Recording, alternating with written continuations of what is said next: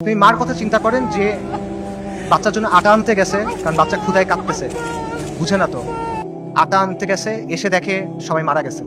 আপনি ওই বাবার কথা চিন্তা করেন যে সে বিস্কিট কিনতে গেছিল বাচ্চার জন্য, ফিরে এসে দেখে তার স্ত্রী সন্তান মারা গেছে।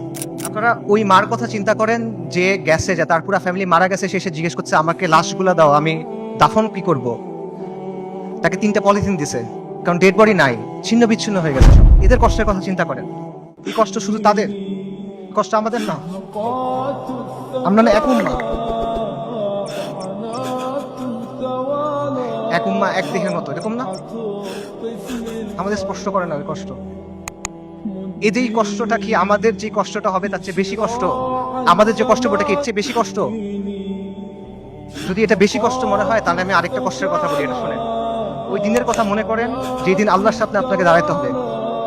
ইদা দুক্কাতিল আরদু আরদান দাক্কান দাক্কা ওয়া জাআ রাব্বুক ওয়াল মালাকু সাফফান সাফফা ওয়া জিআ ইয়াওমাইযিন বিজাহান্নাম। পৃথিবী চূর্ণ বিচূর্ণ হয়ে যাবে, বালির মতো হয়ে যাবে।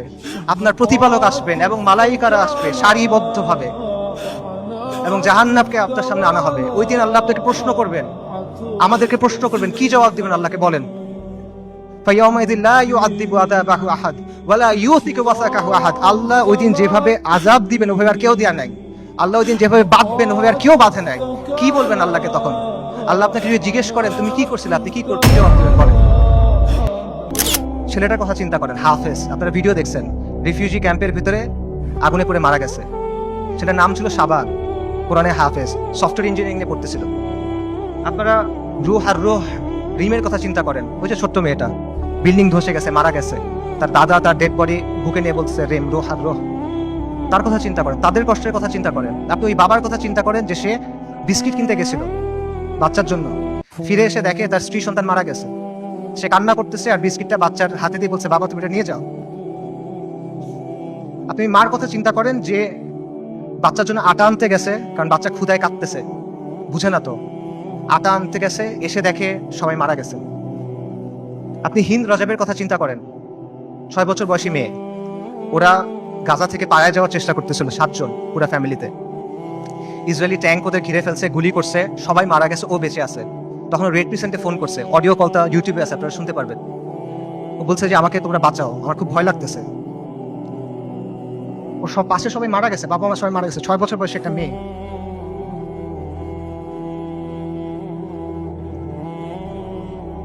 এবং শেষ পর্যন্ত 12 দিন পরে ওর ডেড বডি যখন পাওয়া গেছে, দেখা গেছে ওর পুরো ফ্যামিলির ডেড বডি, আর ওর আশেপাশে যে প্যারামেডিক গুলা ওকে বাঁচাতে আসছিল তারাও মারা গেছে, তাদেরকে মেরে দিয়েছে। ওই 3 বোনের কথা চিন্তা করেন, 3 বোন 3টা ছবি। প্রথম ছবিটা হলো যুদ্ধের আগে, 3 বোন সেলফি তুলছে হাসি খুশি। পরের ছবিটা হলো যুদ্ধের সময়, 2 বোন, পেছনে ধ্বংসস্তূপ, 1 বোন মারা গেছে। পরের ছবি 1 বোন, তার হাতে একটা বড় পলিথিন, গার্বেজ ডিসপোজাল ব্যাগ আছে না, কালো রঙের বড় পলিথিন, ওরকম বড় পলিথিন। পলিথিনে কি? তার বোনের ডেড বডি, পুরো বডি নাই, ছিন্ন বিচ্ছিন্ন হয়ে গেছে ওই ডেড বডি। গাজায় একটা হসপিটাল আছে খান ইউনুস, খান ইউনুসে একটা অ্যাম্বুলেন্স আসছে, অ্যাম্বুলেন্স থেকে একটা বাচ্চা নামছে, 10-11 বছর বয়স। ওর কাছে একটা ব্যাকপ্যাক, ওখান থেকে রক্ত পড়তেছে। আল জাজিরা সাংবাদিক জিজ্ঞেস করছে যে এখানে তোমার এখানে রক্ত পড়তেছে কেন, তোমার ব্যাগে কি? বলছে আমার ভাই।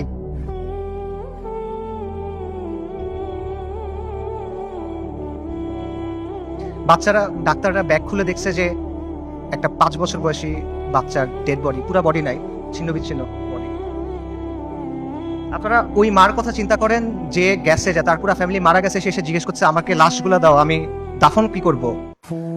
তাকে 3টা পলিথিন দিছে, কারণ ডেড বডি নাই, ছিন্ন বিচ্ছিন্ন হয়ে গেছে সব, 3টা পলিথিন দিছে। আপনারা ওই বাচ্চাটার কথা চিন্তা করেন, বিল্ডিং ধসে পড়ছে, খুলি ফেটে গেছে, কোটর থেকে চোখ বের হয়ে আসছে, এবং ওই নিষ্প্রাণ চোখ, এই নিষ্প্রাণ পৃথিবীর দিকে তাকায় আছে। এদের কষ্টের কথা চিন্তা করেন।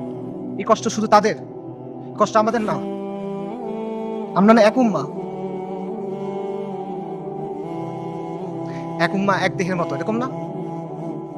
আমাদের স্পষ্ট করে না ওই কষ্ট। এই যে কষ্টটা কি আমাদের যে কষ্টটা হবে তার চেয়ে বেশি কষ্ট? আমাদের যে কষ্ট ওটা কি এর চেয়ে বেশি কষ্ট? যদি এটা বেশি কষ্ট মনে হয় তাহলে আমি আরেকটা কষ্টের কথা বলি, এটা শোনেন। ওই দিনের কথা মনে করেন যেদিন আল্লাহর সামনে আপনাকে দাঁড়াতে হবে। ইদা দুক্কাতিল আরদু আরদান দাক্কান দাক্কা ওয়া জাআ রাব্বুক ওয়াল মালাকু সাফফান সাফফা ওয়া জিআ ইয়াওমাইযিন বিজাহান্নাম পৃথিবী চূর্ণ বিচূর্ণ হয়ে যাবে, বালির মতো হয়ে যাবে। আপনার প্রতিপালক আসবেন এবং মালাইকারা আসবে সারিবদ্ধভাবে, এবং জাহান্নামকে আপনার সামনে আনা হবে। ওই দিন আল্লাহ আপনাকে প্রশ্ন করবেন, আমাদেরকে প্রশ্ন করবেন, কি জবাব দিবেন আল্লাহকে বলেন? আল্লাহ ওই দিন যেভাবে আযাব দিবেন ওভাবে আর কেউ দেয়া নাই। আল্লাহ ওই দিন যেভাবে বাঁধবেন ওভাবে আর কেউ বাঁধে নাই। কি বলবেন আল্লাহকে তখন? আল্লাহ আপনাকে যদি জিজ্ঞেস করেন তুমি কি করছিলে, আপনি কি জবাব দিবেন বলেন? এই কষ্ট বেশি না দুনিয়াতে আপনার যে কষ্ট হবে সেটা বেশি? এত কিছুর পরও দেখেন আল কুদসের মানুষ ঈমান, ইস্তিকামাত এবং সবরের কি দৃষ্টান্ত স্থাপন করছে। একজন বৃদ্ধা বলতেছে, আমাদের জান, মাল, সন্তান সবকিছু আল্লাহর জন্য কুরবান। মৃত্যু যদি আল কুদসের জন্য হয় তাহলে এটা সুন্দর মৃত্যু। ইনশাআল্লাহ কিয়ামত পর্যন্ত আমরা রিবাদ করে যাব। এটা সস্তা কিছু না, এটা রাসূলুল্লাহ সাল্লাল্লাহু আলাইহি ওয়াসাল্লামের ইসরা ওয়াল মিরাজের জায়গা।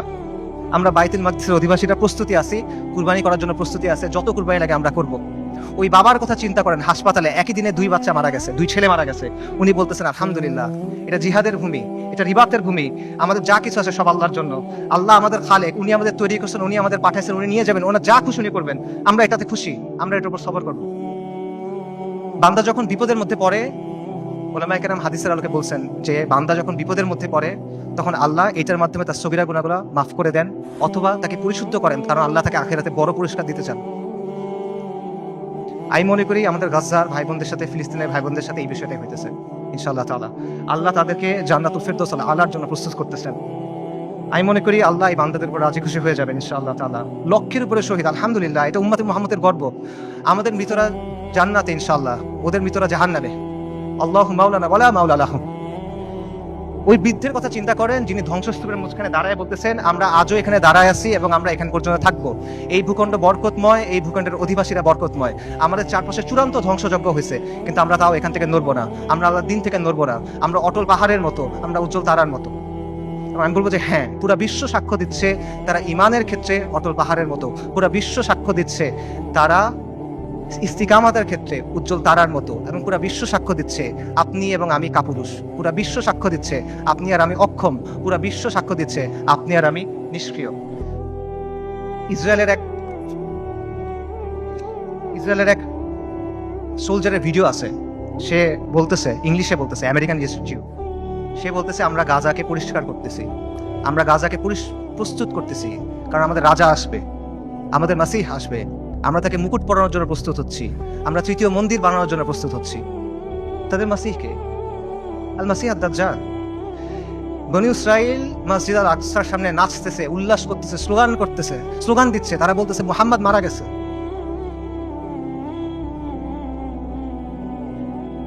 আল্লাহুম্মা সাল্লি ওয়া সাল্লিম আলা নবিয়িনা মুহাম্মদ।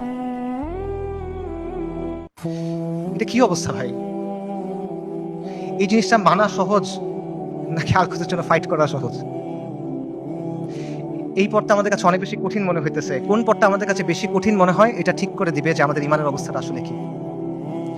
নবী সাল্লাল্লাহু আলাইহি ওয়াসাল্লাম তার হাদিসে বলছেন, আমি হাদিসের তরজমা বলতেছি, ইবনে উমর রাদিয়াল্লাহু তাআলা আনহু থেকে বর্ণিত, রাসূলুল্লাহ সাল্লাল্লাহু আলাইহি ওয়াসাল্লাম বলছেন, যখন তোমরা ইনার পদ্ধতিতে ব্যবসা করবে, গরুর লেজ আঁকড়ে ধরবে, কৃষিকাজে সন্তুষ্ট থাকবে এবং জিহাদ ছেড়ে দিবে, তখন আল্লাহ তোমাদের উপর লাঞ্ছনা এবং অপমান চাপায় দিবেন। সাদাকা রাসূলুল্লাহ। এর চেয়ে বড় লাঞ্ছনা আর এর চেয়ে বড় অপমান কি আছে? আর নবী সাল্লাল্লাহু আলাইহি ওয়াসাল্লাম বলছেন, এই অবস্থা ততক্ষণ থাকবে যতক্ষণ না পর্যন্ত তোমরা তোমাদের দ্বীনে ফেরত আসো। সুনান আবু দাউদের হাদিস। আল কুদস জিহাদের মাধ্যমে মুক্ত হবে, কিন্তু এই জিহাদের দরজা কেউ এসে আপনার জন্য খুলে দিবে না। আসমান থেকে ফেরেশতা নেমে এসে আপনার জন্য জিহাদের দরজা খুলে দিবে না। জিহাদের দরজা খুলতে হবে তাওহীদ আর হাদিদের শক্তি দিয়ে, খুলতে হবে না, ভাঙতে হবে। এটা এই রাস্তা আপনি মনে করতেছেন আল কুদস পর্যন্ত আপনার জন্য একটা লাল গালিচা বিধানো রাস্তা তৈরি করে দিবে যে ভাই আমি আল কুদসে গিয়ে জিহাদ করব না। আপনার রক্ত, আপনার হাড়, আপনার মাংস, লাশের শাড়ি, ফুলির পাহাড় পার হয়ে আপনার আলাক্সা যাইতে হবে। এটা ছাড়া আর কোনো অপশন নাই। আল কুদসের দাম অনেক বেশি, এটা সস্তা না। বাইতুল মাকদিসের মানুষরা বলে দিছে, আল্লাহ আপনি আমাদের কাছ থেকে নেন, যতক্ষণ পর্যন্ত আপনি খুশি না হন আপনি আমাদের কাছ থেকে নেন, আমরা প্রস্তুত আছি।